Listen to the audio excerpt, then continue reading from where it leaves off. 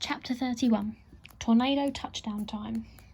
Somehow, Kat found the way back to the tube. She stomped up the high street with me, trying to keep up, my hand flapping, and then she asked direction from a man who was painting a railing, and he pointed a finger and she stomped on, acting as if I wasn't there. And I kept up after her until we got to the tube. We travelled a long way home in silence. Then we walked back up the main road and into our street, and she still said nothing, but she let me walk beside her now, and her lips were turned down, which meant she was more sad than angry. Outside our house, she stopped and said, "We're for it, Ted. Our hair isn't even wet." I touched my hair, confused. Then I remembered we were supposed to have gone swimming. "Maybe we could just sneak in," Kat whispered. She got out her key and was about to put it in the lock when the door flew open. Mum stood in front of us, barring the way. Her hair was messy and her eyes were as wide as volcano craters. She dangled our swimming gear before her eyes. Kat's bikini, 2 sets of goggles, my trunks. She spluttered, dropped the lot, hugged us, cuffed Kat round the ear and screeched, "You disobedient, lying cheek! And as for you, Ted, I'm shocked. I don't know what got into you, writing that lie about going swimming. I've been worried witless. Kat walked past her with her hands over her ears. "Don't you swan off like that until I finish with you." I hovered in the doorway, frowning and thinking of swans gliding away in the pond in the park. Then I mumbled, Sorry, Mum, because I knew she was angry, but she didn't hear me. I picked up the things she'd dropped. She yanked me into the house and slammed the door. "That Mrs. Hopper across the road's peering out again. God only knows what our neighbours think. TV crews, police cars, I've just about had it. Gloria's gone mental, you two vanish. Have you any idea how I've been feeling?" Kat laughed. She kicked the skirting board and hooted. "The neighbours!" she screeched. She doubled over. "Typical grown-ups." Her voice went up an octave and she crooned. "God only knows what our neighbours think. Is that all you care about, Mum? What the neighbours think? We've been trying to help, trying to find Salem, but you are not interested, are you? You don't want to know what we think, do you? All you care about is what the neighbours think. Salem might be dead for all you care." Mum stood eyeball to eyeball with Kat. I realised they were exactly the same height. "Don't you dare say that! Don't you dare!" Mum's hand darted up as if to hit Kat hard on the cheek, but it froze about a centimetre off target. Her voice trailed off. The temperature in the hallway seemed to plummet to -30 degrees. Kat stared at Mum and her eyes round. "Go on, hit me," she hissed. Mum shook her head and I could see tears falling down her cheek. Her hand fell to her side. I stepped forward. "Mum, Kat," I said, but they paid no attention. Then Kat's lips started to wobble. She pushed Mum out of her way and wailing, "I hate you, I hate you." She ran upstairs, tripping halfway. She paused. She pushed Mum out of the way.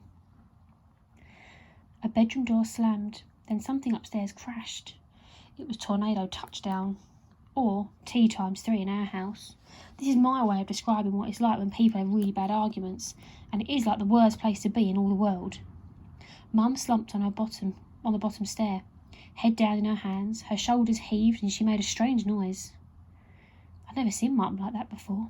"Oh no," she moaned, rocking herself. "Is there no end to this?" I wasn't sure whom she was talking to and looked around.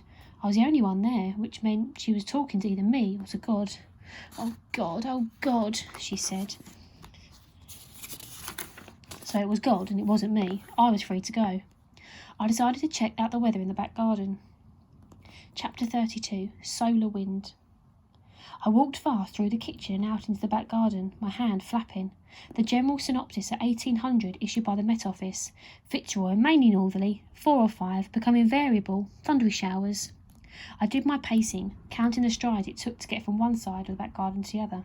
12.5 strides, long, and 7 across. I ducked under the line of the dry clothes, grabbing onto a sheet. I left a grubby stain. My fingers were still black from going through the phone book earlier. Eye of the needle solutions. That's what I needed. A solution for the impossible. How you get through a needle point. How you disappear from a sealed pod. I thought of the girl on the motorbike, the pink sleeve in the photo.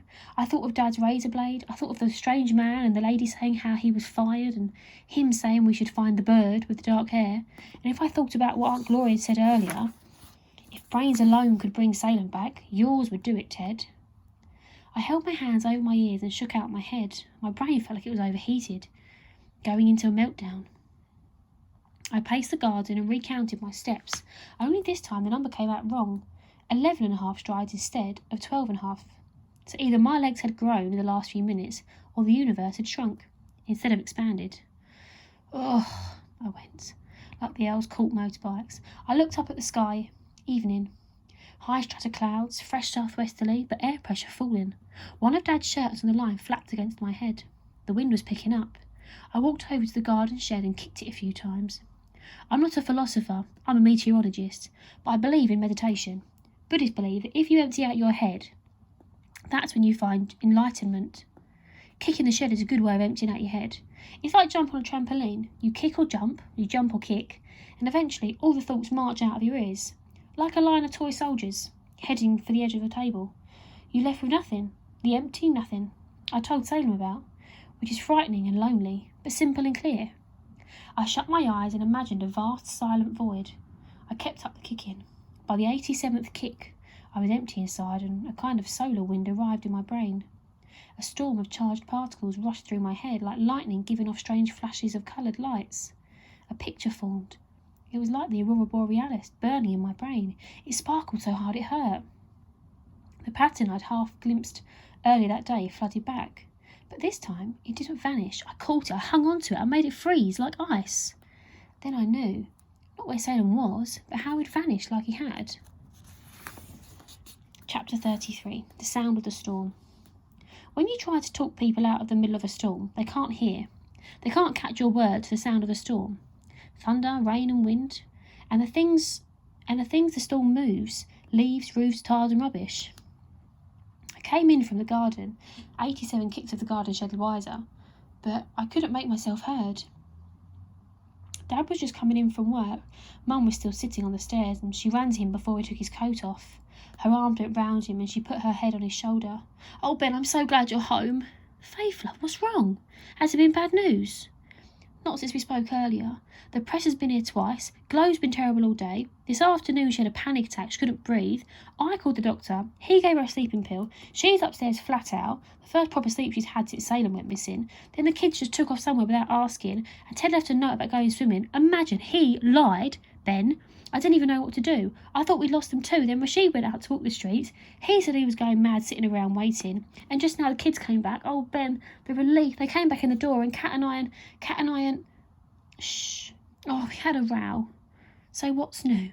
"A terrible row, Ben. I nearly hit her. I came this close." She held out a finger and a thumb and centimetre apart. Then she started wailing again. Dad said, "Shh," but she didn't stop. I stood a couple of metres away. "Dad," I said. He didn't answer. "Mum," I said. She didn't answer. I waited and tried again. "Dad, Mum." Mum looked around and swallowed. And she said, "Oh, Ted, there you are. Can't you go upstairs and read a book or something?" "But, Mum, I've worked it out." "Shh, Ted. Not now. Now isn't the time." The words were hard and short, not like Dad's voice at all, and Mum started crying again, so I went upstairs. In my room, Cat lay face down on her lilo, her fist clenched up and pressed between her eyebrows.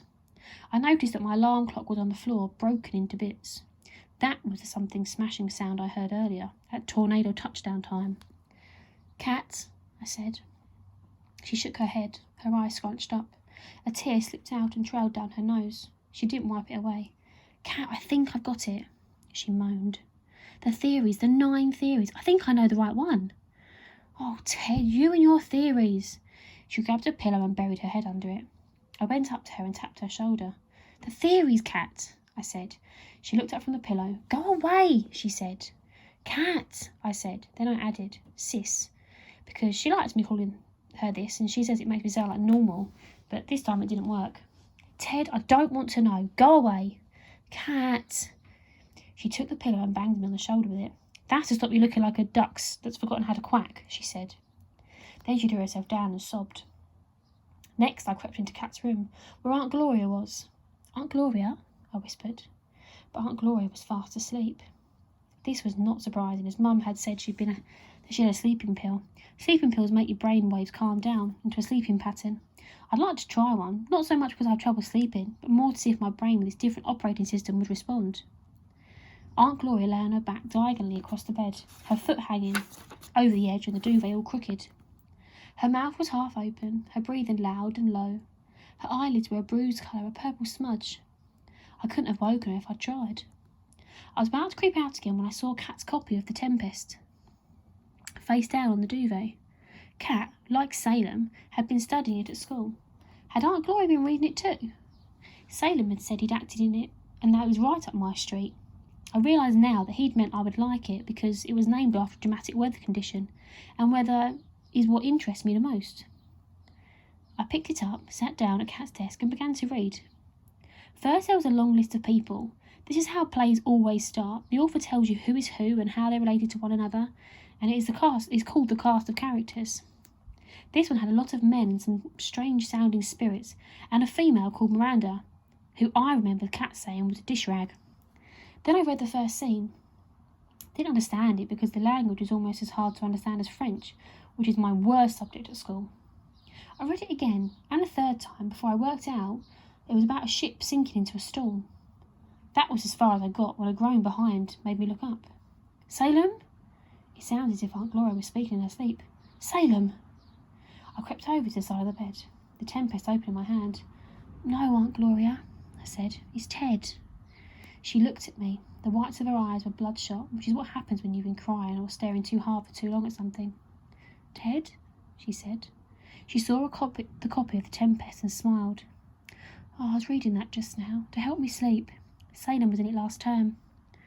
I know, Aunt Gloria. He told me. She smiled. The dashing young prince, Ferdinand, in hand. My Salem.